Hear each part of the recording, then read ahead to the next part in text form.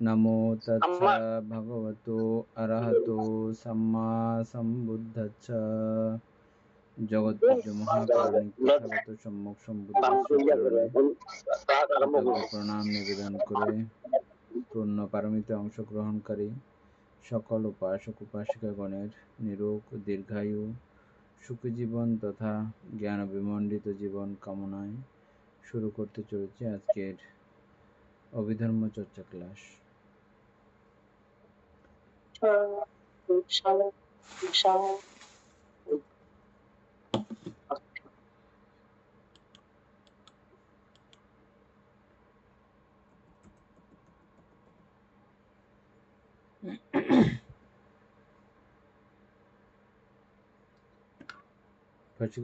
আমাদের কালকে আলোচনা কোনো কিছু বাকি ছিল?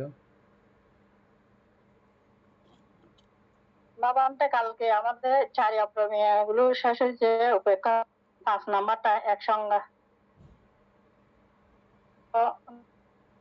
পরিণতি সম্বন্ধে জ্ঞান এটা।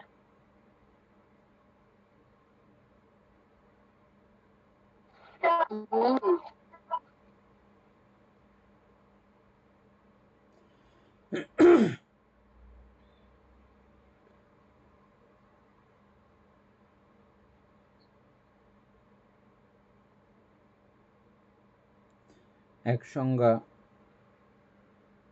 তো আমাদের এমনি পূর্ব ক্লাসের আলোকে অনেকের ধারণা আছে এক সংজ্ঞা সম্পর্কে। প্রথমে অমিতাপূর্ব বলেন।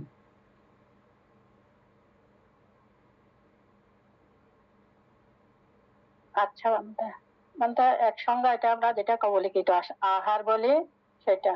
তো আমরা খাবারের আগে যেটা দেখতে মানে সুন্দর গন্ধ ভালো লাগে, একবার মানে যখন এগুলো আমরা মানে চিবিয়ে যখন গিলে ফেলে খাবারের পরে এটার সৌন্দর্য থাকে না, পাকস্থলীতে গিয়ে এটা মানে মলমূত্র রূপে ইত্যাদিতে পরিণত হয়। তো এই খাবারের প্রতি মানে চিন্তা করে খাবারের প্রতি অতিরিক্ত আসক্তি কমানোর যে জ্ঞান, এটাই হচ্ছে আহারে প্রতিকূল সংজ্ঞাবান।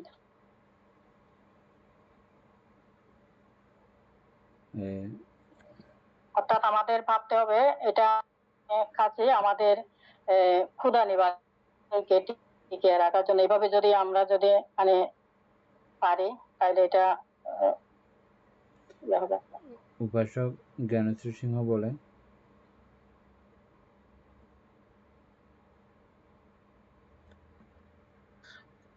সংজ্ঞা তো হচ্ছে আহার, আহারের প্রবর্তী অবস্থা, মানে খাওয়ারে যেটা পাকস্থলীতে গিয়ে যেটা পরিণতি, সেটাই মানে খাওয়ার ওই অবস্থাটাই হচ্ছে মনে হচ্ছে সংজ্ঞা, যেটা এক সংজ্ঞা।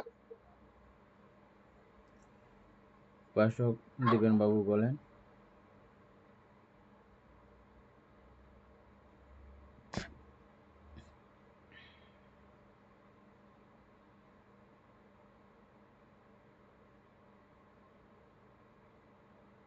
বন্দনা ভান্তে ভান্তে এটা সম্পর্কে জানি না তেমন। পুতুলাবুত তো জানা থাকার কথা না।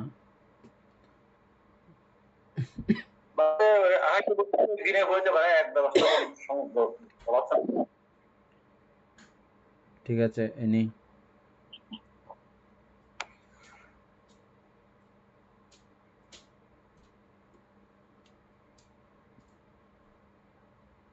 এক সংজ্ঞা হচ্ছে যে অর্থাৎ মাসি যেটা বললো সেটা আছে, মানে অর্থাৎ আমরা যে খাবারটা মানে খুব লোভনীয় ভাবে যে খাবারটা গ্রহণ করি, তো ওই খাবারটা লোভনীয় দেখতে বটে যখন সেটা আমাদের যখন শরীরের মধ্যে বা আমাদের পাকস্থলীর মধ্যে যখন সেটা যখন পৌঁছে, তখন সেটার এক ধরনের যে পচে এবং সেটা যে মলে পরিণত হয়, সেটা কিন্তু মানে অত্যন্ত সেটা আমরা খাবারটা আমরা পবিত্র হিসেবে বা লোভ দেখলেও সে খাবার যখন হজম হয়ে যখন মলে পরিণত হয় সেটাকে কিন্তু আমরা অপবিত্র হিসেবে দেখি বা ঘৃণা চোখে দেখি।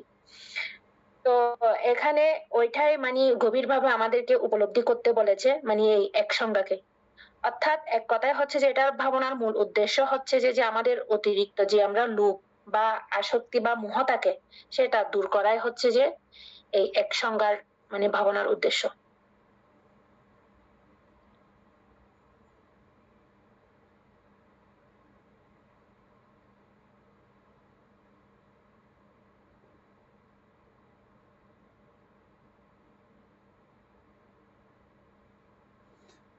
এটাতে আমরা সবাই মোটামুটি বুঝছি এবং নানাভাবে আলোচনাও করছি। বিস্তারিত আলোচনা করার দরকার আছে?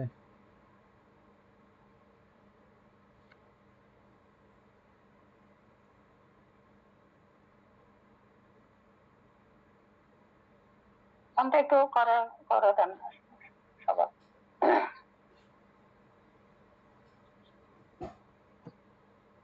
এনে এটা পড়ো, তোমাকে ইয়ে দিয়েছি, মোবাইলের মধ্যে আছে, দেখো।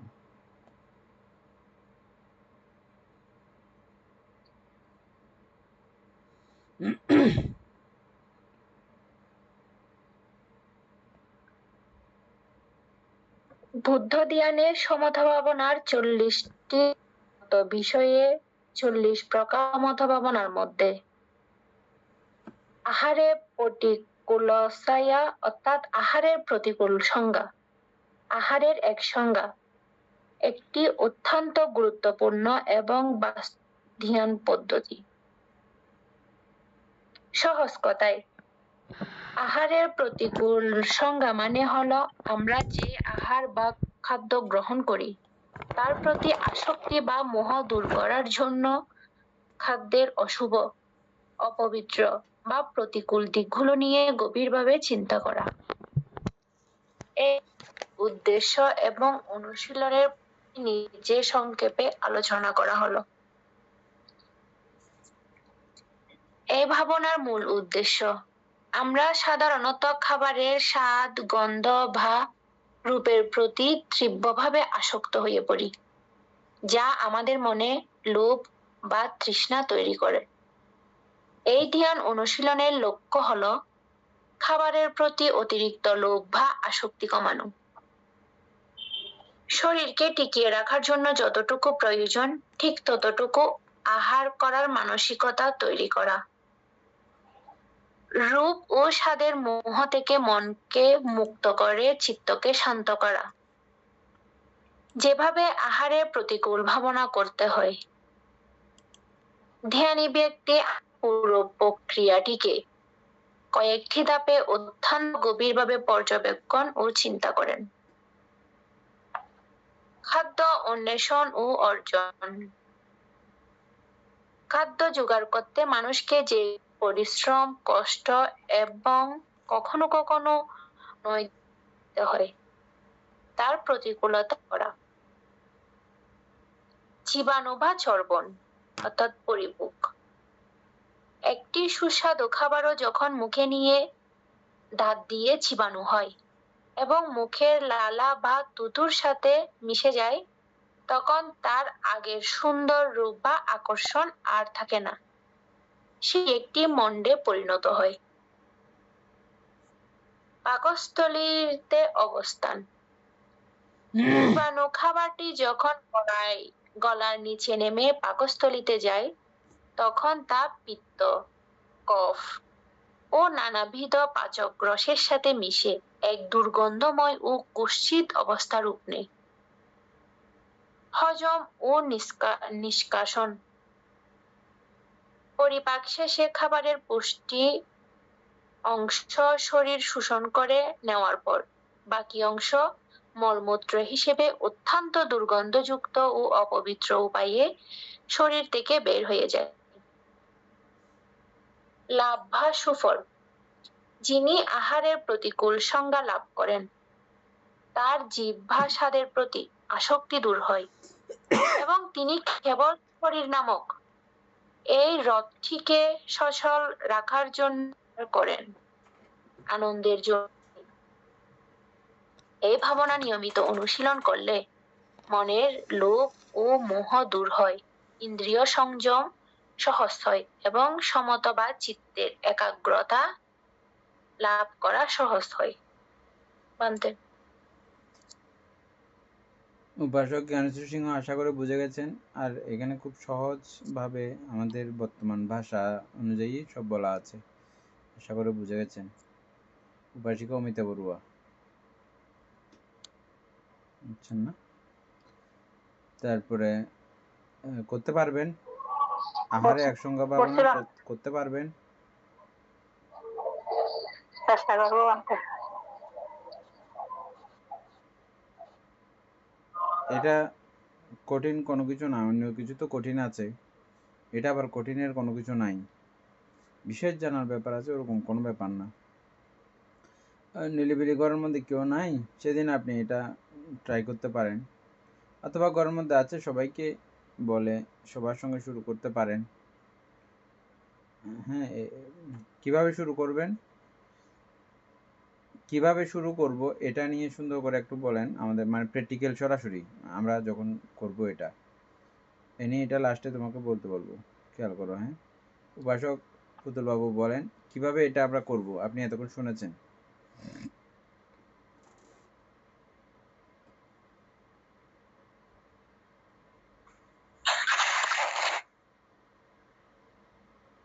প্রথমে আমরা বাদগুলো পাতে নেব, আবার দুই তরকারি নেব, নেওয়ার সাথে আমরা এগুলো গ্রাস করবো, গ্রাস করে বানতে ওই মুখে দিয়ে শ্রবণ করবো। তো প্রথমে মানে খুব কাছে লোভনীয় ছিল, যখন একটু বানতে ওই লালা যুক্ত হয় তখন আস্তে আস্তে এগুলা ওই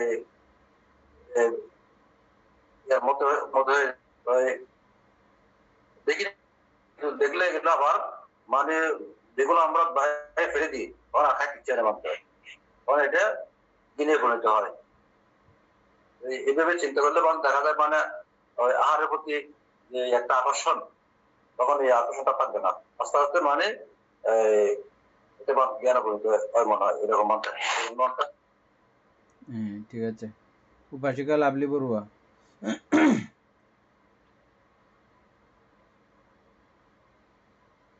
আনতে উনি আজকে ক্লাসে নেই। তুমি বলো।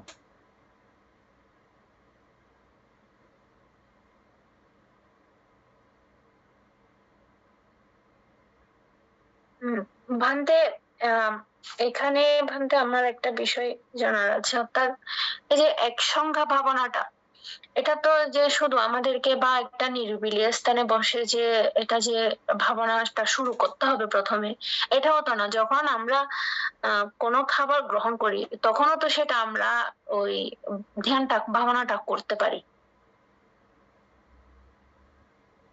এটা কি করা যাবে না?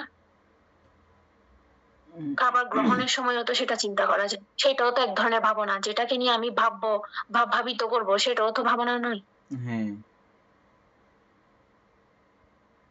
ঠিক আছে। তো মানে যে শুধুমাত্র যে আমাকে নিরিবিলি স্থানে গিয়ে সুন্দর করে বসে করতে হবে তো ওটা নয়। এমন না, এটা সব জায়গায় করা যাবে। হুম, প্রাথমিকভাবে হুম, শুরুটা একটু করার জন্য আমাদেরকে প্রথম প্রথম এরকম একটা প্রযত্নশীল হতে পারে, খুব পাকাপোক্ত হয়ে গেলে যে কোনোভাবে হওয়া যায়, করতে পারে। হ্যাঁ, ঠিক আছে, বলো পুরোপুরি।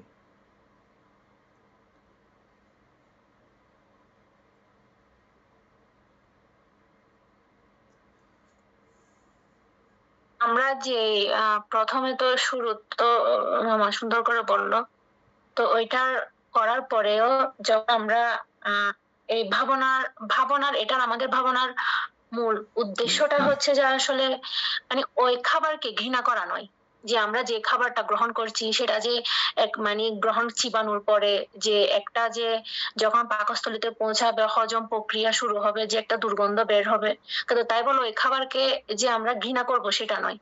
ওই খাবারের প্রতি যে আমরা যে লোভে পড়ে যেটা খাচ্ছি, যেটা আমাদের তৃষ্ণা উৎপন্ন হচ্ছে এবং যেটা আসক্তিতে পরিণত হচ্ছে, সেটাকে নিবারণ করাই প্রধান উদ্দেশ্য হচ্ছে এটা। এবং এভাবেই সেটা চিন্তা করতে হবে, এভাবেই সেটা আহ ভাবতে হবে।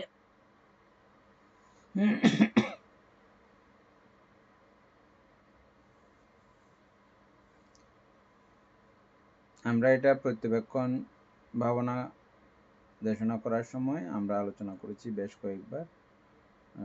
প্রথমে আমি থাল প্লেট নিলাম, ভাত খাওয়া শুরু করলাম।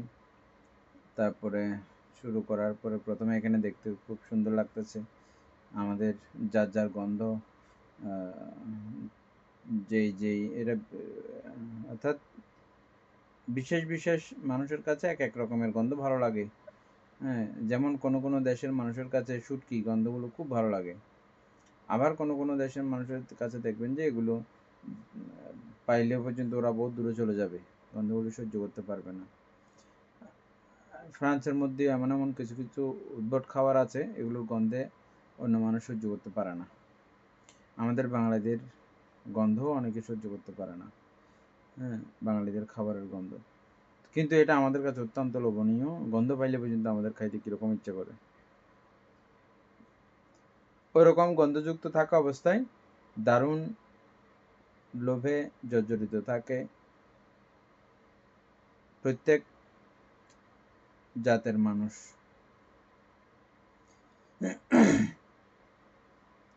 এটা লোভকে সংবরিত করা, আহারে পরিমিত জ্ঞান উৎপন্ন করা, আহার কেন করছি ওই চিন্তা মাথায় রেখে আহার করা, এবং খাবারের মূল পরিণতি, খাবারের মূল দৃশ্য, মূল প্রেক্ষাপট এটা দেখলে যেটা অতিলোভ, ওই অতিলোভের জায়গাতে সঙ্গে সঙ্গে একটা আঘাত হানে।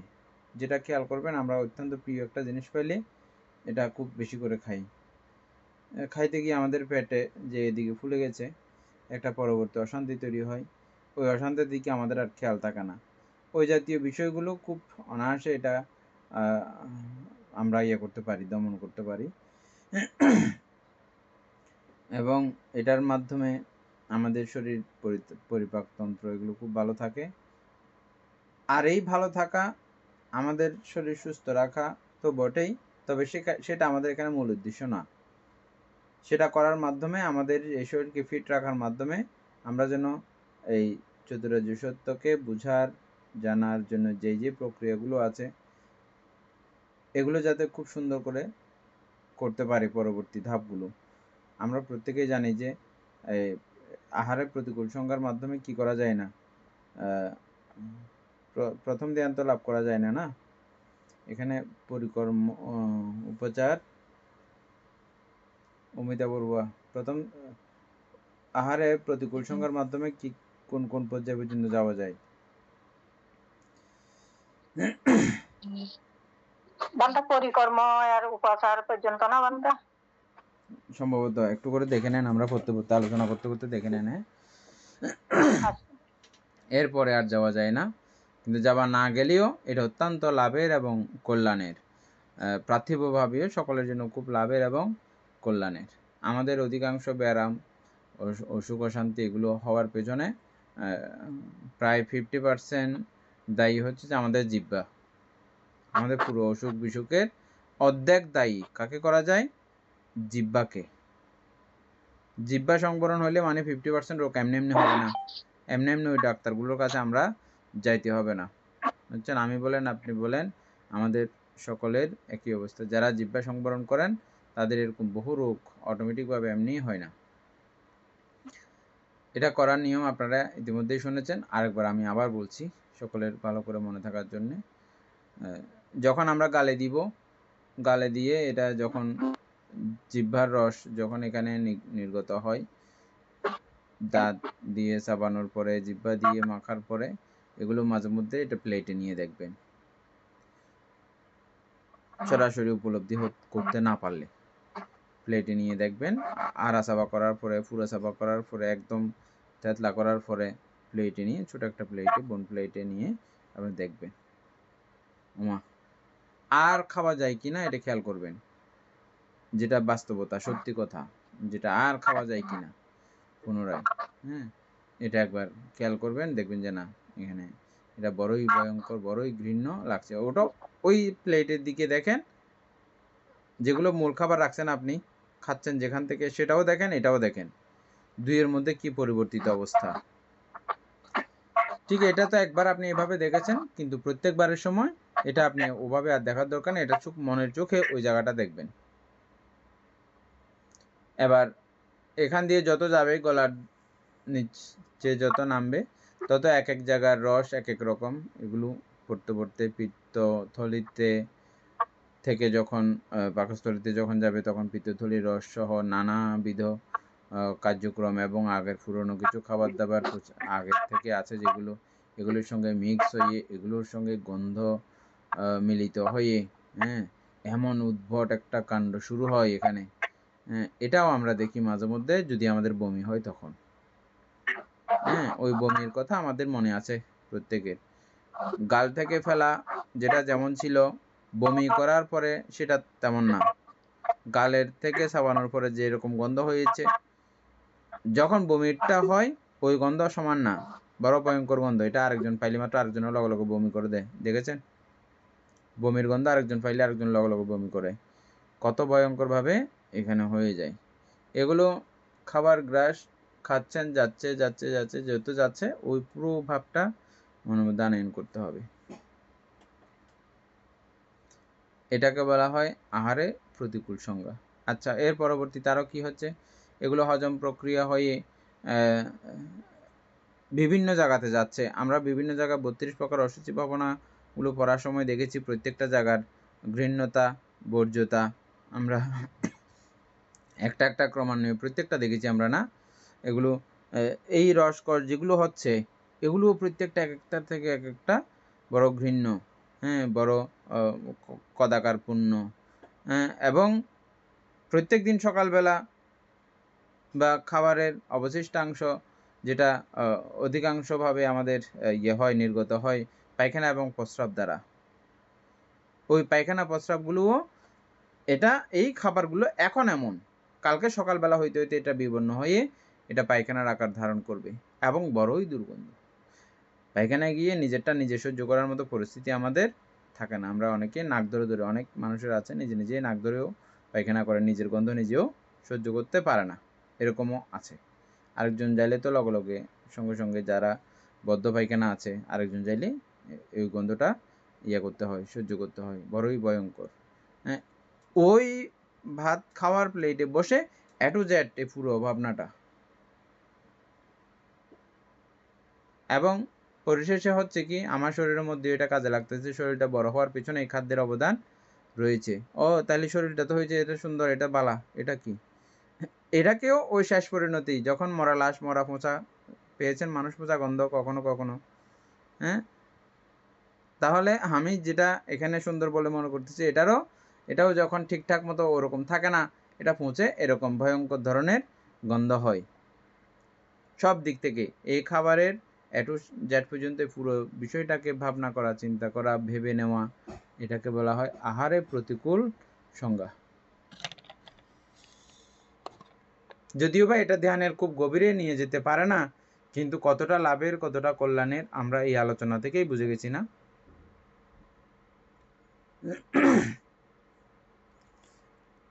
ঠিক আছে, এরপরেরটা কি?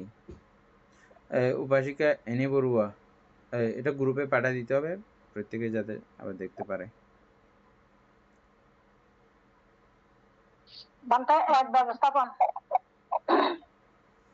এক ব্যবস্থাপন সম্পর্কে অমিতা বড়ুয়া বলেন।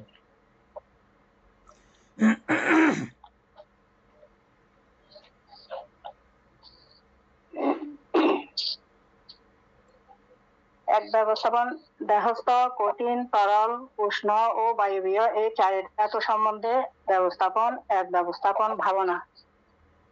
অর্থাৎ এখানে হচ্ছে যে চারি ধাতু সম্বন্ধে ব্যবস্থাপন দেহস্থ, কঠিন, তরল, উষ্ণ ও বায়বীয় এবং এই চারি ধাতু সম্বন্ধে ব্যবস্থা বা বিশ্লেষণ করাই হচ্ছে এক ব্যবস্থাপন ভাবনা। অর্থাৎ এটা হচ্ছে আমাদের এই শরীরকে আমি বা আমার এটা না ভেবে শুধু চারটি মৌলিক ধাতুর সমষ্টি হিসাবে ভাবতে হবে বন্ধু। যেমন পৃথিবী ধাতু, আপধাতু, তেজ ধাতু, বায়ু ধাতু। আপধাতুর মধ্যে আছে আমাদের, যেমন পৃথিবী ধাতুর মধ্যে আছে যেসব জিনিস শক্ত, যেমন আমরা ওই নখ, দাঁত, হাড়, মাংস, চুল, এগুলো হচ্ছে যে পৃথিবীর ধাতু মানতে। এখানে আমি বলে কিছু তো থাকবে না, এগুলো সবগুলো পৃথিবী ধাতু। আর আপধাতু হচ্ছে যে যেসব জিনিস তরল, যেমন রক্ত, ঘাম, চোখের পানি, মূত্র, লালা, এগুলো হচ্ছে তরল। আর তেজ ধাতু হচ্ছে যেটা উষ্ণ, যা শরীরে তাপ সৃষ্টি করে, শরীরে উষ্ণতা, হজম শক্তি, মানে এগুলো। তারপর বায়ু ধাতু হচ্ছে যে যেটা মানে শ্বাস প্রশ্বাসের, পেটের বাতাস বা হাত পা নাড়াচাড়া করি আমরা, মানে এগুলো।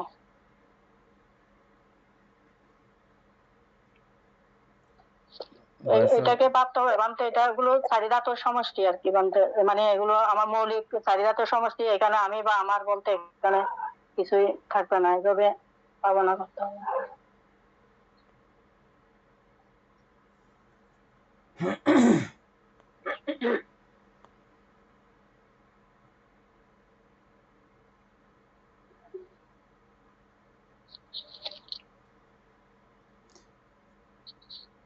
হ্যাঁ, এনে বলো।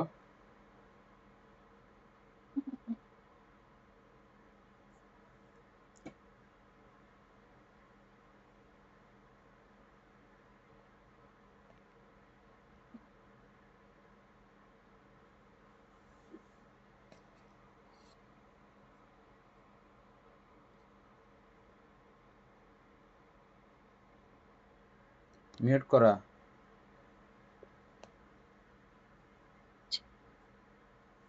এক ব্যবস্থা বলতে আসলে এখানে আমাদের মানে আত্মা নামক বা আমাদের দেহ নিয়ে কথাটা বলা হয়েছে, মানে দেহস্থ, কঠিন, তরল, উষ্ণ বা বায়বীয়। অর্থাৎ আমরা যে আমি নামক যে আত্মা নিয়ে যে আমরা যে কথাটা বলি যে আমি আমার আমিত্ব নিয়ে, মূলত সেটাই বোঝানো হচ্ছে।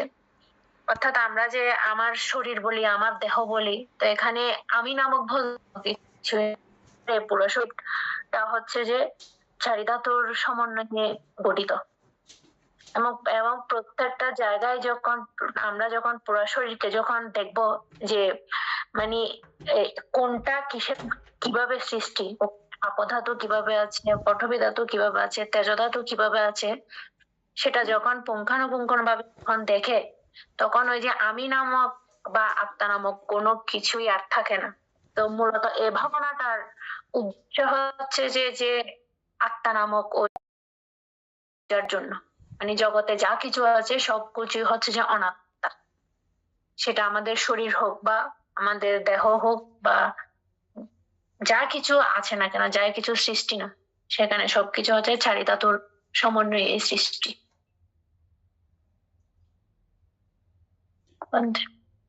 যে কাগজটা পাঠাইছি ওটা থেকে এবার আলোচনা করে যাও।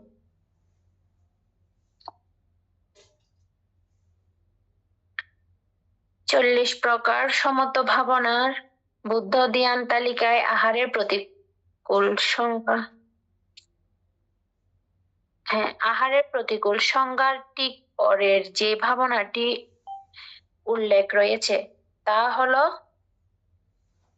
আমি এটা গ্রুপে পাঠিয়ে দিই।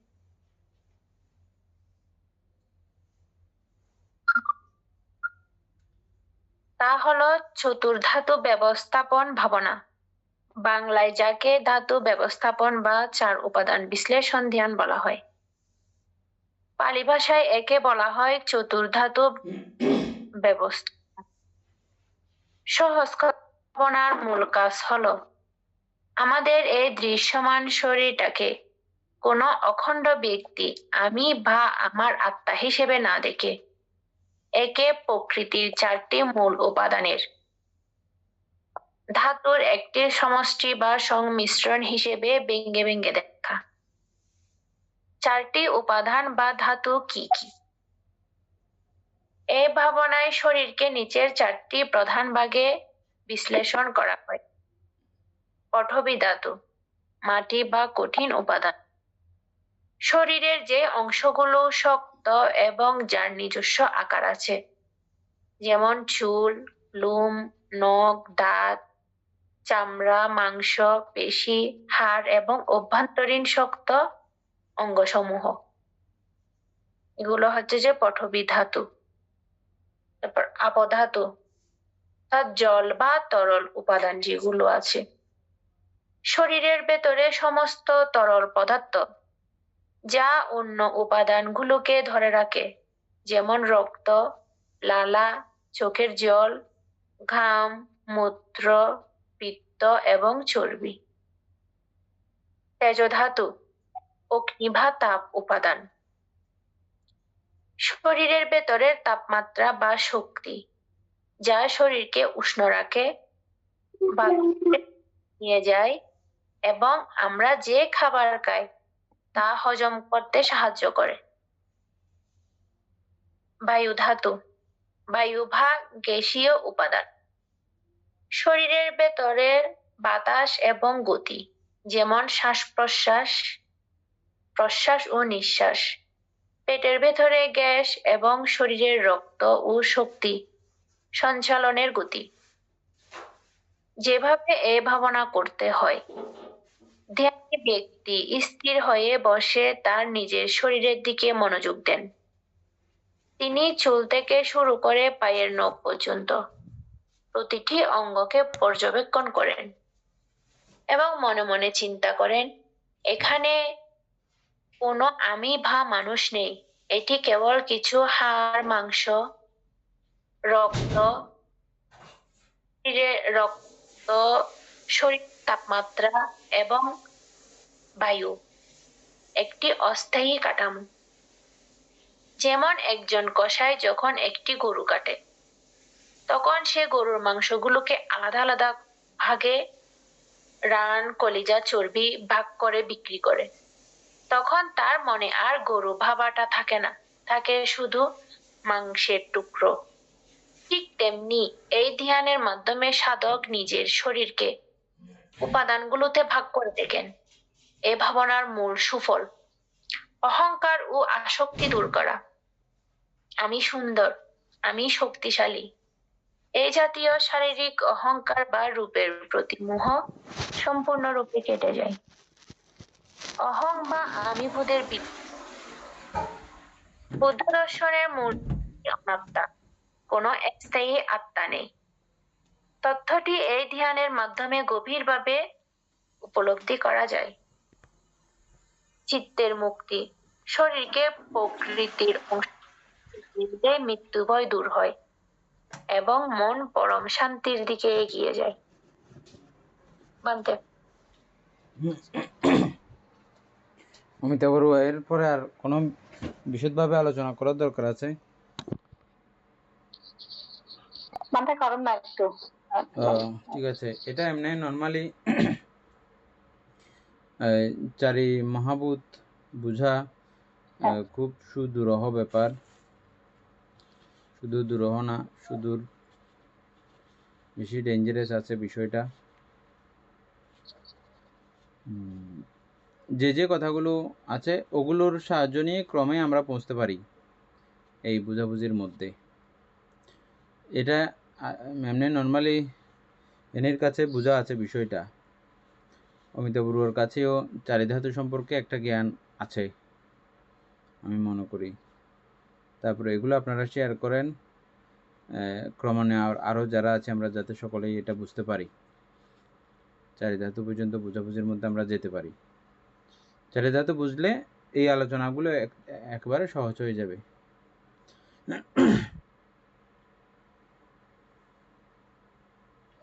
বলেন অমিতা বড়ুয়া, চারি মহাভূত সম্পর্কে আপনি যেটা বুঝেন।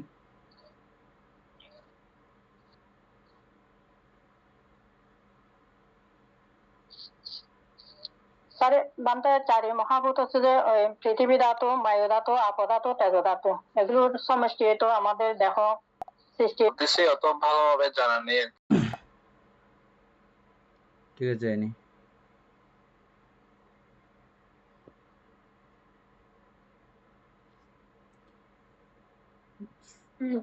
চারি ধাতু বলতে অর্থাৎ আমরা চারটি উপাদানকে বিশেষভাবে বলি, অর্থাৎ পঠবী ধাতু, বায়ু ধাতু, পঠবী ধাতু, আপদ ধাতু, তেজ ধাতু, বায়ু ধাতু।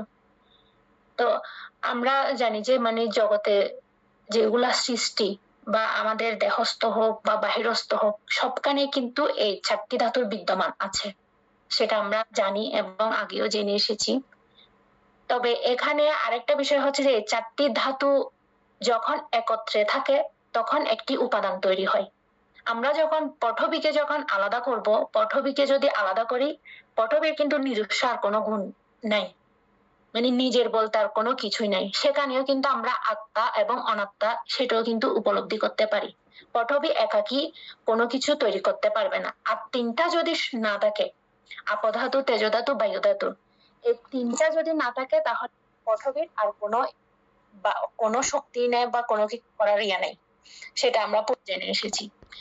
ঠিক এভাবে আমরা যদি আমাদের আমাদের নাম রূপ তৈরি করতেও ঠিক এভাবেই কিন্তু, যে একটার কারণে কার্য, কারণের কারণে আমরা যে প্রত্যয় পড়ে আসছি, এবং প্রত্যেকটা বিষয়ের ক্ষেত্রে কিন্তু এই কার্যকারণ আছে, কোনো কার্যকারণ ছাড়া কোনো কিছু গঠিত হয় না।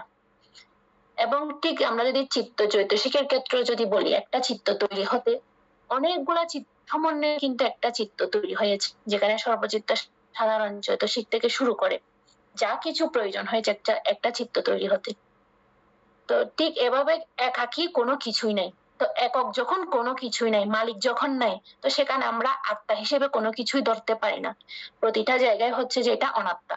আমরা এই বিষয়টাকে এবং পঠবী চারি ধাতুর মধ্যেও আমরা কিন্তু সেটা বুঝতে পারি, এবং যে এখানেও যে আত্মা না বা নিজের মালিকানা বলতে কোনো কিছুই নাই, তাই জগতে যা কিছু আছে সবকিছুই হচ্ছে যে অনাত্মা। অন্তে।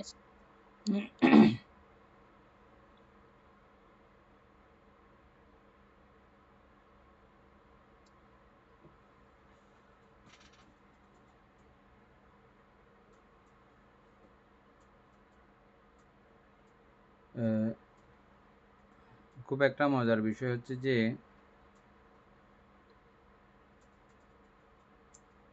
এ পর্যন্ত আমার যে বইগুলো পড়ে আসছি এবং যে কথাগুলো এখন বলতেছি, এগুলো সচরাচর কোনো বই খুঁজলে এমনি পাওয়া যাবে না, বা আমার এমনও মনে হয়েছে মাঝে মধ্যে এটা বই পড়ে উপলব্ধি করার মতো বিষয়ও বোধহয় না, মানে এমন এমন অবস্থা মনে হয়েছে চারে মহাভূত সম্পর্কে। হ্যাঁ, এখন আপনাদেরকে গ্রুপে যেটা পাঠানো হয়েছে এটা আপনারা দেখবেন, খেয়াল করবেন। ওখানে অবশ্য এক পর্যায় থেকে ইয়ে করা হয়েছে। আমরা আবার যেটা এখন আলোচনা করতেছি সেটার একটা পর্ব আমরা আবার দেখে নেব।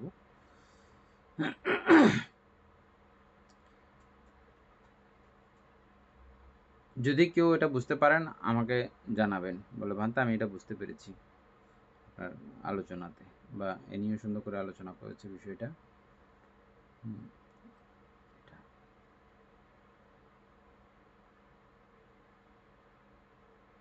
চারি মহাধাতু মহাভূত এগুলো আমরা একটা পদার্থের মধ্যে এদেরকে বিচার করি, কঠিনতা বা কোমলতা, ওই গুণটার মাধ্যমে, ওই অবস্থাটার মাধ্যমে আমরা প্রমাণ করি বা নির্ণয় করি যে এখানে পঠবী ধাতু আছে। তারপরে বায়ুধাতু এর নড়াচড়া, পদার্থের মধ্যে যে পদার্থের কম্পন, নড়াচড়া, এটাকে কেন্দ্র করে আমরা বুঝেছি যে এখানে বায়ুধাতু আছে। আপনাদেরকে একটা উদাহরণ দেওয়া হয়েছিল, যেমন লোহা খণ্ডের মধ্যে ওখানে বায়ুধাতু কোথায়, বা এর নড়াচড়া বা কম্পন এগুলো কোথায়? এগুলো আপনি তাপ দিলে যখন গলে যায় এগুলো দেখবেন নড়াচড়া করতেছে। ওটাকে তাপ দিলে আর কি, লৌহখণ্ডকে তাপ দিলে।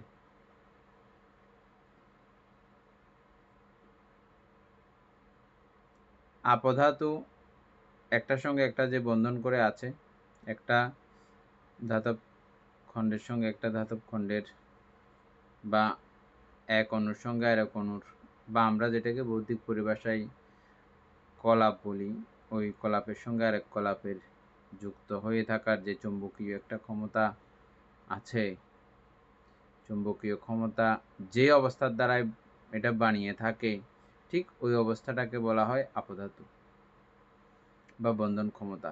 এই আপধাতু না থাকলে, আপধাতু যেখানে যেখানে কমে যায় সেখানে সেখানে পদার্থ কণা ভাসমান হয়ে যায়, ভাসমানভাবে থাকে।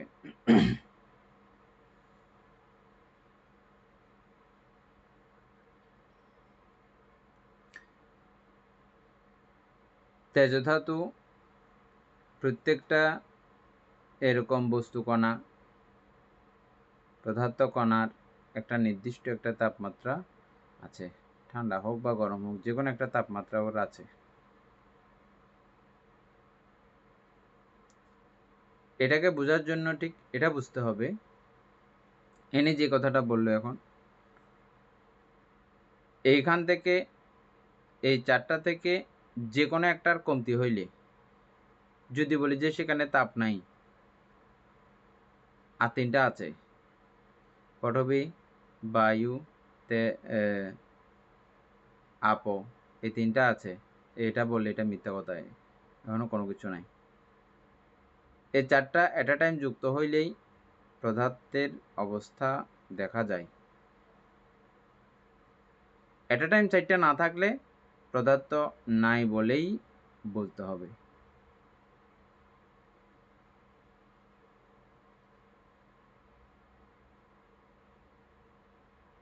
একটার যদি অভাব হয়, ওগুলো নাই, ওই তিনটা নাই, একেবারে নাই মানে একেবারে নাই।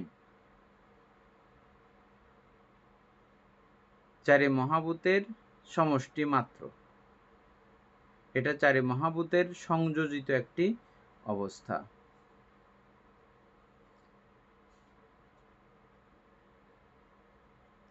তাহলে এই পদার্থ কে বানিয়েছে,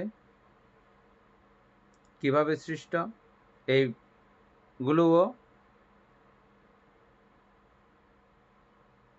চারি মহাভূতেরই সৃষ্টি। চারি মহাভূত এগুলো কোত্থেকে আসতেছে, এগুলো আপনাদেরকে একবার আলোচনা করছিলাম। যেমন আমাদের পৃথিবী যুক্ত হওয়ার রহস্য, এটা আপনারা জেনে যাবেন এই চারি মহাভূতটা বুঝলে একবার। তখন এই পৃথিবী নিয়ে, পৃথিবী অমুকে বানিয়েছে, তমুকে বানিয়েছে, সমস্ত রূপকথা এটা নিমিষেই আপনার কাছে ভেঙে যাবে। কোনো রকমের ওরকম উদ্ভট কথা কেউ বলে আপনার কাছে আর দাঁড়াতে পারবে না। শুধু চারি মহাভূত জ্ঞান যদি কারো কাছে একবার ঢুকে যায়, পুরো রহস্যের মূল, পুরো এই জড়জগতের রহস্যের মূল ওনার কাছে পুরো পরিষ্কার হয়ে যাবে, শুধু চারি মহাভূতটা বুঝলে। এখানে আমাদের সূর্য যেভাবে এখন তাপ দিচ্ছে, সহ অন্যান্য গ্রহের যে একটা সব কিছু মিলেমিশে একটা একাকার অবস্থা তৈরি হয়েছে, ওই একাকার অবস্থার কারণে একটা পরিবেশ তৈরি হয়। ওই পরিবেশে এই পদার্থ কণা জমাট বাঁধার, জোড়া লাগার একটা সুযোগ তৈরি হয়। আর এটা শুরু হতে গিয়ে অন্যান্য, এটা যত হয় তত ক্রমান্বয়ে অন্যান্য গ্রহ কণা, গ্রহ অণু যেগুলো মহাশূন্যের মধ্যে বেশি বেশি আছে, এগুলো ক্রমান্বয়ে এই পৃথিবী সহ অন্যান্য গ্রহের মধ্যে যে যেখানে যাইতে পারে, আকর্ষণে বিকর্ষণে এখানে আসে। তবে আমাদের পৃথিবীর মধ্যে আসে, এটা অত্যন্ত ছোট আকারে আসে। পৃথিবীর যেটা মধ্যাকর্ষণের ব্যাপার আছে, এবং আমাদের যেটা বায়ুমণ্ডল একটা তৈরি হয়ে আছে, প্রাকৃতিক অন্যান্য গ্রহরাজির কারণে একটা আমাদের আছে, আমাদের গ্রিন হাউস নামক একটা অবস্থা আছে, বায়ুমণ্ডল। ওখানে ঢোকার সঙ্গে সঙ্গে এটা আগুন ধরে, আগুন ধরলে এগুলো ছোটো ছোটো কণা হয়ে যায়, আমাদের কাছে আস্তে আস্তে এগুলো ছাইয়ের মতো হয়ে যায়। ছাই হয়ে পৃথিবীর সঙ্গে লেগে লেগে পৃথিবী ক্রমান্বয়ে এভাবে বড় হচ্ছে, কিন্তু আমরা জানি না। আমাদের শ্বাস সংগ্রহ পর্ব বললে আমরা কখনো বলছিলাম, এই শ্বাস সংগ্রহের মধ্যে আপনারা দেখবেন অমুক বুদ্ধের সময়কালে পৃথিবীর সাইজ এত বড় হবে। বুদ্ধ 2500 বছর আগে এই সমস্ত গবেষণাগুলো আমাদেরকে একটু একটু দিয়েছেন। শ্বাস সংগ্রহ বলছে, এটা আমি জাস্ট একটু তোমাদের জন্য একটু ধারণা, কিন্তু এর থেকে বাইরে তোমরা যাওয়ার দরকার নেই। হ্যাঁ, এটা প্রতি বুদ্ধের অন্তরকাল এই পৃথিবীর সাইজও এরকম করে বড় হয়। তাহলে বড় হওয়ার কি, এই চারিধাতবীয় অবস্থা জ্ঞান না থাকলে তাহলে এই রহস্যটা ওনার কাছে হবে না। এভাবেও বলছি, এটা আমাকে বারবার প্রশ্ন উত্তরের মাধ্যমে এটা আপনাদেরকে জানতে হবে, প্রশ্ন করতে হবে বারবার এটা সম্পর্কে, তখন আমি বলবো এটা না, আরও অন্যভাবে প্রশ্ন করবেন এটা না, এবং করতে করতে করতে করতে চারি মহাভূত বোঝা পর্যন্ত আপনি পৌঁছতে পারবেন। আমি আগেও বলছিলাম একবার, চারি মহাভূত কেউ যদি বুঝতে চান তাহলে এটা প্রশ্ন উত্তর করতে হবে খুব বেশাবেশি করে, তখন এটা বোঝা সম্ভব। এমনি আমি বলে দিলাম আপনারা বুঝে যাবেন, ওরকমটা ঠিক হবে না। তাপ নামক একটি উপাদান, তারপরে পৃথিবী নামক একটি উপাদান, বায়ু নামক একটি উপাদান এবং আপ নামক একটি উপাদান, এই চারটি উপাদান আসলে এগুলো কোনো কিছুই না বলতে কি কেন বলছি এটা, কারণ এই চারটি অবস্থা এট এ টাইম না থাকলে কোনো কিছু নাই, যে সেখানে একটারও যদি অভাব হয় কোনো কিছু নাই, তাহলে কোনো কিছু আছে চারি মহাভূত ছাড়া? চারি মহাভূতের থেকে যে কোনো একটারও অভাবে, একটারও বিয়োগে আর কোনো কিছু নাই, শূন্য। ওই দৃষ্টিকোণ থেকে চারি মহাভূত বুঝলে চারি মহাভূত সম্পর্কে একটা অরিজিনাল একটা ধারণা তৈরি হয়। এখানে আমরা যেটা লেখা দেখছি এটা যেমন দেহের বিভিন্ন অংশের অবস্থাগুলোকে বিশেষ করে, যেমন এখানে আমাদেরকে বলা হচ্ছে যে কি দাঁত এটাকে পটভী ধাতুর সঙ্গে তুলনা করা হয়েছে না, হাড্ডি এটাকে পটভী ধাতুর সঙ্গে তুলনা করা হয়েছে না, কিন্তু দাঁতের মধ্যে চারি ধাতু বিদ্যমান। তারপরে চোখের পানি অশ্রু এটাকে আপধাতুর সঙ্গে তুলনা করা হয়েছে, কিন্তু ওই চোখের জলের মধ্যেও চারি মহাভূত বিদ্যমান। তা আপনি এটাকে একলা বলতে গেলে তাইলে এখানে আমার ওটা বোঝার মধ্যে একটা বিভ্রাট হয়ে যাচ্ছে না, চারি মহাভূত ওটা এখানে বলতে গিয়ে আমার ওদিকে আবার বিভ্রাট হয়ে যাচ্ছে না চারি মহাভূত বুঝাতে, বুঝছেন? তো এমনি নর্মালি ওই সংজ্ঞার মাধ্যমে ক্রমে পৌঁছতে হয়। এটাই মানে হয়ে যায় আর কি, গোলমাল হয়ে যায়। হ্যাঁ, এটা ক্রমান্বয়ে আমাদেরকে এটার সূচনা লগ্নে এটা লাগবে, পরবর্তীতে যেতে যেতে আস্তে আস্তে এখানে পৌঁছা যায়। তা আপনারা প্রশ্ন করলে আমি বুঝবো যে আপনারা কেউ আসলে বুঝছেন কিনা। তো এটা বলতে পারতেছি না, কারণ হচ্ছে যে এটা বলার ভাষা আমার কাছে ওভাবে নাই, থাকলে আমি কখনো এরকম ভাষা পাইলে আমি আপনাদেরকে বলবো আর কি, জানাবো আর কি, বুঝছেন না?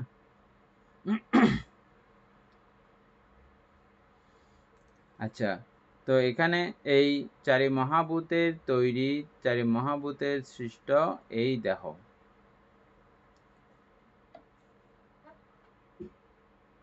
ভান্তে হ্যাঁ আমরা যে আমাদের দেহটা উৎপন্ন হচ্ছে সেখানে আমরা চারি মহাভূতকে দেখছি, কিন্তু এটা তো আমাদের মূলত তো আমাদের এই দেহটা উৎপন্ন হতে তো আমাদের কর্মই আমাকে সাহায্য করেছে। প্রথমে কর্ম যখন উৎপন্ন হতে সাহায্য করেছে, মানে যখন আমার মাতৃগর্ভে প্রথম যেটা ইয়েটা হয় তখনই তো সেখানে মহাভূতটা আসতেছে। তার মানে কি আমাদের কর্ম কি চারি মহাভূত থেকে কি শক্তিশালী?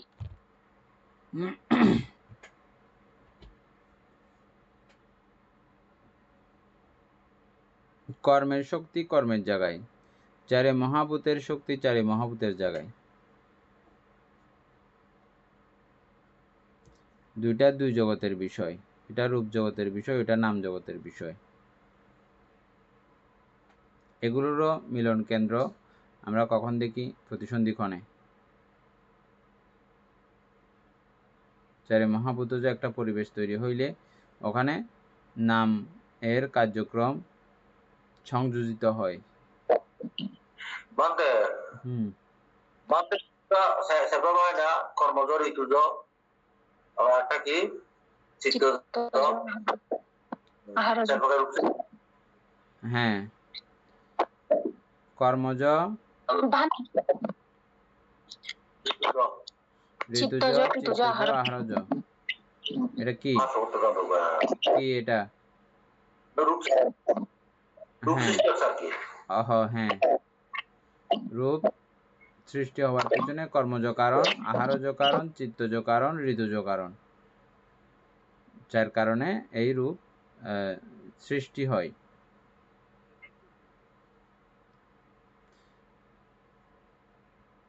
এটা এক পর্যায়ের আবার আমরা যে চারি মহাভূতের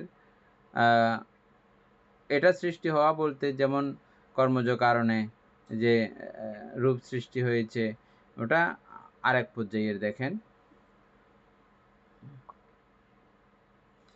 ওই রূপটা কিন্তু ওই ঋতুজ কিন্তু যে রূপটার সঙ্গে এখন চিত্তের বা নামের মিলন হলো নামরূপ যেটাকে আমরা বলতেছি রূপটা আগে থেকেই সৃষ্ট এটা চারি মহাভূতজ এটা ঋতুজ ভাবে ইনি কি বলতে চাইছিলে ভান্তে এখানে যদি আমরা যদি আরেকটা চিন্তা করি এখানে যদি চারোটার যদি সম্মিলন না থাকে এককভাবে যদি এখানে যদি কর্মজ ব্যাপারটা যদি না থাকে তাহলে তো বান্ত আর তিনটা তো আর কোনো শক্তি প্রদান করতে পারবে না আর তিনটা তো কোনো কিছু করতে পারবে না কোন চারোটা যে কর্মজ কারণে আমাদের এই যে মানে রূপটা কিভাবে কর্মজ কারণে দেখেছি উৎপন্ন কিভাবে হয় ঋতুজ কারণে দেখেছি চিত্তজ কারণে দেখেছি আহারজ কারণে দেখেছি হ্যাঁ তো তো এখানে বানতে আমাদের আগে আরেকবার সেটা আসছিল অর্থাৎ আমার কর্ম আছে মানে কর্মটা আছে উৎপন্ন হওয়ার কিন্তু সেখানে আমি পরিবেশগত কারণে হোক বা ঋতুজ কারণে বা যে কোনো কারণে কিন্তু সেটা উৎপন্নটা হয় নাই যেটা আমরা সবসময় একটা বীজের উদাহরণ দিই আমরা যদি 100 যদি বীজ ফেলি তাই পেলে গিয়ে 100টা বীজ থেকে কি চারা গাছ জন্মায় 100টা থেকে তো কখনো চারা জন্মায় না ওইখান থেকে মানে বেশি হলে হয়তো বা 40টা বা 50টা চারা গাছ জন্মায় আর গুলা হয় না অথচ সেম উপাদান ওরা পেয়েছে সেম জায়গায় পেয়েছে ঋতুজ সবকিছু কিন্তু সেম পেয়েছে কিন্তু শুধুমাত্র উঠেছে যে জন্মাইছে যে মাত্র 50টা আর 50টা কিন্তু হতে পারে নাই তাহলে সেটা কি কারণে হয় নাই সেটা কি কর্মজ কারণে হয় নাই বা ওই প্রতিসন্ধির সময় সেটা কি কর্মটা কি ওকে কি সুযোগ দেয় নাই যে নাকি ঋতুজ কারণে হয় নাই নাকি কোনো যে কোনো একটা কারণে তো ওই ইয়েটা উৎপন্ন হতে পারে নাই যে কোনো একটা ঘাটতি ছিল বিধায় যখন চারোটা একসাথে থাকবে তখনই তো সেটা বানতে উৎপন্ন মানে উৎপন্ন হবে এটার জন্য আগে বুঝতে হবে যে ঋতুজ কারণে নিজে নিজে থেকেই রূপ উৎপন্ন হতে পারে কিনা পারে ঋতুজ কারণে রূপ উৎপন্ন হতে পারে কিনা অটোমেটিক না পারে না পারে না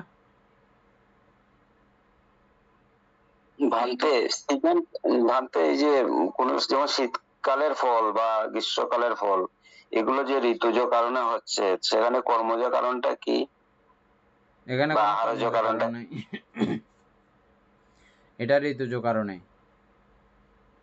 সেটাই মানে শুধু শুধু তো মানে ঋতুজ কারণে অটোমেটিক ভাবে রূপ উৎপন্ন হতে পারে সেটাই আমাদের যে মহাপৃথিবী আমরা দেখতে পাই এটা ঋতুজ কারণে অটোমেটিক তৈরি হয়েছে এই ঋতু ওই প্রক্ষান্তরে চারি মহাভূত এনে পুরো বুঝে গেছে এই ঋতুটাই প্রক্ষান্তরে কিন্তু চারি মহাভূত এটাই পরিবেশ এটাই ঋতু এটাই প্রকৃতি এটাই প্রাকৃতিক এদূর কি বুঝা গেছে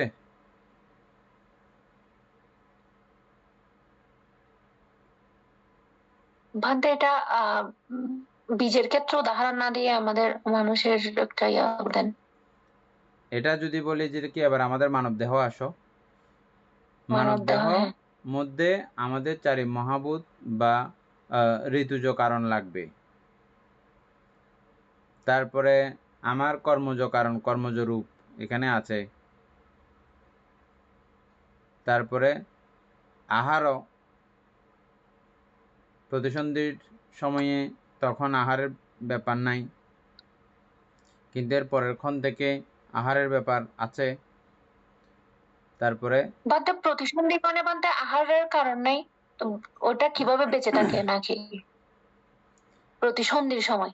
জন্মের পর তো আছে, প্রতিসন্ধির সময় নাই। যখন প্রতিসন্ধির সময় যে রূপটা লাভ করে, প্রতিসন্ধি ক্ষণে যেটা নাম রূপের যেটা ইয়া হয়, এটা কর্মজ রূপ, এটা আহারজ রূপ না। এটা মনে আছে কি? হ্যাঁ এটা, হ্যাঁ এটা একদম প্রথম কর্মজ রূপ। অবস্থাটা, প্রথম খণ্ডটা। প্রথম এর অবস্থা, হ্যাঁ। দ্বিতীয়, প্রথম এখানে 7 চিত্তক্ষণ পর্যন্ত এটা চুপ থাকে। 7 চিত্তক্ষণের পরের যেটা হয় সেটাকে আমরা ভবনিকন্তি হিসেবে পড়েছিলাম। 7 চিত্তক্ষণ পর্যন্ত চুপ থাকে প্রতিসন্ধির পর। কে? আমাদের প্রতিসন্ধি চিত্ত আর কি, ওই প্রথম চিত্তটা। আবার যে ভবাঙ্গপাত হয় সেই চিত্তের কথা বলছি। 7 চিত্তক্ষণ চুপ থাকার পরে প্রথম যে অবস্থা হয় এটাকে আমরা বলি যে কি ভবনিকন্তি, এবং ওটা লোভচিত্ত হিসেবে আমরা পড়ে আসছিলাম, মনে আছে এনি?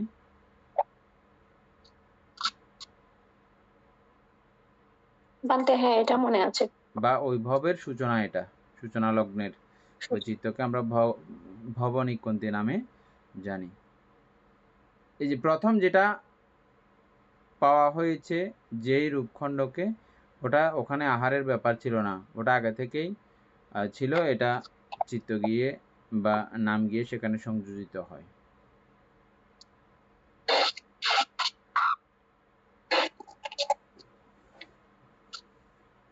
তাহলে আর 3 অবস্থা আছে কিনা সেখানে? ঋতু তো দেখলাম আছে। বান্তে ঋতুটা বুঝলাম না, ঋতুটা কিভাবে থাকে মানে প্রতিসন্ধির সময়? ওই যে চারি মহাভূতের ওই যে যেই রূপখণ্ড আছে বললাম, সংযুক্ত হবে বললাম, ওই রূপখণ্ড তৈরির পেছনে কার অবদান? চারি মহাভূত বা ঋতুর অবদান নাকি নয়? বুঝছেন এখন? মানে ঋতু বলতে যেমন আমি বুঝি যে ওই যে 6 ঋতুর কথা, গ্রীষ্ম বর্ষা ঠিক আছে, শরৎ এখানে হেমন্ত শীত ঋতু বলতে বসন্ত, বুঝবেন যে আপনি চারি মহাভূত। আরো শর্টকাট বা আরো সিম্পল ভাবে বুঝতে হবে যে বিশেষ করে তেজ প্রক্রিয়া বা তাপধাতু, এটার কারণে আমাদের এখানে নানা বিক্রিয়াগুলো ঘটে। এটার বাড়তি কমতিতে এটার এই অন্যান্য ধাতু পদার্থের গলন প্রক্রিয়া বা জমার প্রক্রিয়া, এই সমস্ত কার্যগুলো তাপকে কেন্দ্র করে। তো তাপও আবার বলা হচ্ছে যে এই তাপও সৃষ্টির পেছনে ওই চারি মহাভূতের সংঘর্ষণ বিকর্ষণ, নানা অবস্থানের স্থান পরিবর্তন আদি থেকে শুরু করে ওই তাপেরও সৃষ্টি, না হলে ওই তাপেরও কোনো অস্তিত্ব নাই। এগুলো মানে একে অপরকে এমন অঙ্গাঙ্গিভাবে রাখে, কোনোটাকে ছাড়া কোনোটাকে বলা যায় না।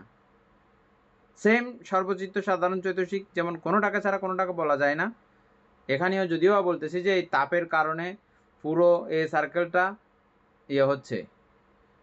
আমাদের পৃথিবীর ঘূর্ণায়ন সহ এই যে বাতাসের কন্ট্রোলিং ব্যাপার, এগুলো সব কিছু ওই তাপকে, সূর্যের তাপকে কেন্দ্র করে এগুলো সব কিছু সংযোজিত হচ্ছে। আবার ওই সূর্যের তাপ এই যে এই অবস্থা প্রাপ্ত হচ্ছে, এগুলোর পিছনেও অন্য 3 ধাতুরও ব্যবস্থাপন রয়েছে।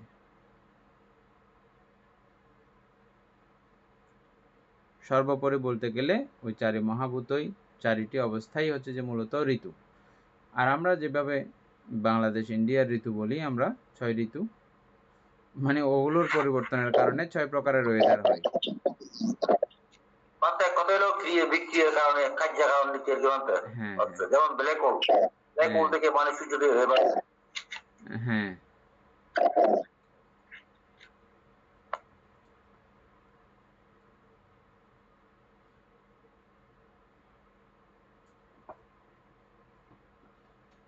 চারি মহাভূত সম্পর্কে আমাদের আরো কয়েকদিন আমরা প্রয়োজনের সময় দেব, আলোচনা করব। এটা না বুঝলে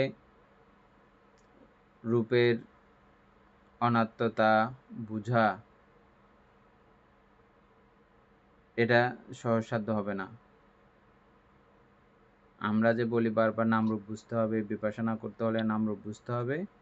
নামের এক সাইড বুঝলেও এই রূপটা যদি না বুঝি তাহলে অর্ধেক বোঝা হবে, যে পুরোটা বোঝা হবে না। এই জন্য এটা বলতেছি যে কি, এটা এমনি এমনি কেউ বুঝে যাবেন না, এটা বারবার প্রশ্ন করতে হবে আমাকে। যা যা বুঝছেন খুব নিঃসংকোচভাবে প্রশ্ন করতে হবে, প্রশ্ন করলেই এটা বোঝানো সম্ভব। অন্যথায় এটা হবে না। হ্যাঁ, আমি বলতেছি যে আমি যতদূর জানি অতদূর আমি এটা আপনাকে প্রশ্ন করি, ভাষায় প্রকাশ করতে পারতেছি না। আপনাকে বলছি ওই প্রশ্ন করলে উত্তর বাইরে আর কি বলতে। প্রশ্ন করলে উত্তর বাইরে হবে, অথবা এরকম আপনি যা বুঝছেন চারে মহাপুরুষ ওটা আমাকে বলে বলে বলে ফেলতে হবে, বান্ত আমি এটা বুঝছি যে, তখন আমি বুঝবো যে ওটাতে কোন জায়গায় সমস্যা। তখন আমি বলবো যে এটা না, এটা না। তো এই প্রখান্তরে এক একটা ভাবে চিন্তা করলে এক একজনকে যদি আমি বুঝতে যাই, মানে পটবিকে বা আপকে বা তেজকে ওরকম এককভাবে কেউ নাই, একেবারে শূন্যসার। এই রূপে অনাত্মা জ্ঞান হওয়া মানে খুব সহজ হয়ে যায়। কালকেও আমরা এটা চারি মহাভূত সম্পর্কে আবার আলোচনা করব, এবং ইনি আপনাদেরকে গ্রুপে পাঠিয়েছে, দেখেন চারি মহাভূত সম্পর্কে কিছু ধারণা, প্রাথমিকভাবে যেভাবে ধ্যানটা করতে হয়, এক ব্যবস্থাপন ভাবনা যেভাবে প্রাথমিকভাবে করতে হয় ওটা পাঠিয়েছে। এটা আপনারা আবার পড়ে নেবেন একবার, এমনি এখানে তো আমরা আলোচনা করলামও।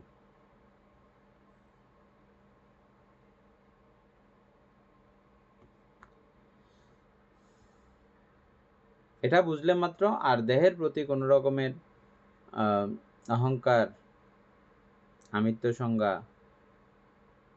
এটা আর থাকবে না।